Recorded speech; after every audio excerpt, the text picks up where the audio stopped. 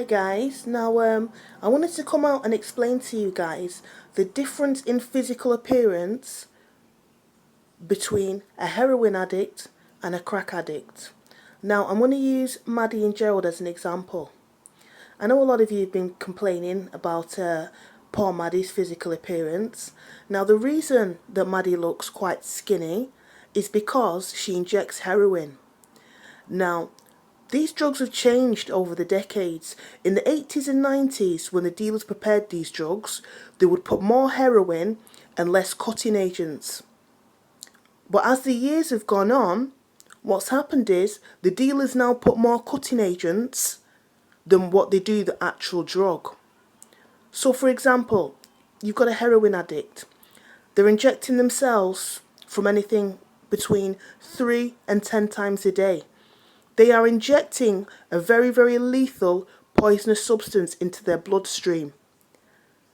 Now, I know that there's a needle exchange in Detroit where the addicts can obtain clean needles. But the thing is, because they inject quite a lot and they do it round the clock, there's every chance that you could get an individual who goes to the needle exchange for clean needles. The week later, when these people are due back, let's say 2-3 days before they're due back, they've run out of needles. So what a lot of these addicts do is, especially the ones who live in bandos, is if they see a syringe lying somewhere, they'll just pick it up and use. They don't know who's used it before. Has the person used it before? Got AIDS, HIV, hepatitis C? They don't know.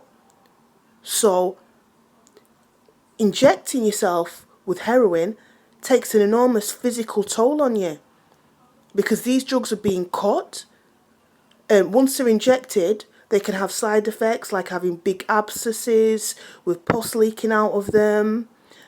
They're very, very skinny because it's like the heroin feeds their body, and when they do get hunger pangs, all they want to do is eat sweet things. So they'll have a packet of sweets, nod off, get back up and do the same thing again. So that's why a heroin addict looks quite a lot different compared to a crack addict. Now the crack, when this crack is being smoked by someone like Gerald, for example, as far as I can see with my two own eyes, it looks to me that he's smoking this crack on a pipe. And when the addicts smoke on a pipe, this is what they do. They light the pipe, inhale, and then blow it out. So the drugs are in their system, but they are not in their bloodstream. Now, if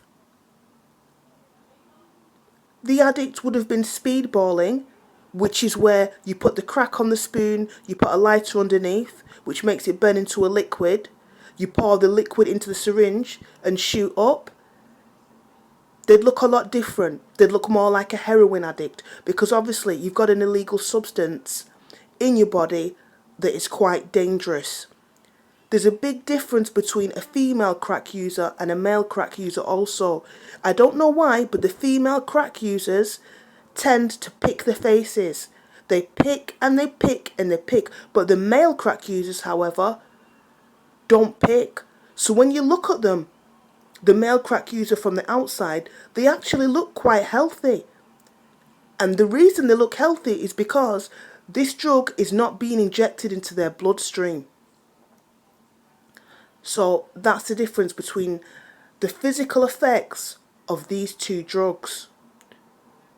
Also, the heroin addicts, the heroin makes their bodies lose sugar. So when the sugar's lost in their body, they crave sweets. A lot of them eat sweets and nod out. Their personal hygiene is not even a list of priorities. So you can imagine their teeth as well. That's why a lot of heroin addicts, again, have got very bad teeth. If you look at Gerald's teeth, luckily enough for him, they're in quite good condition. Because he only smokes crack on the pipe, he doesn't smoke heroin. If he would have been doing heroin, his teeth would have been quite bad.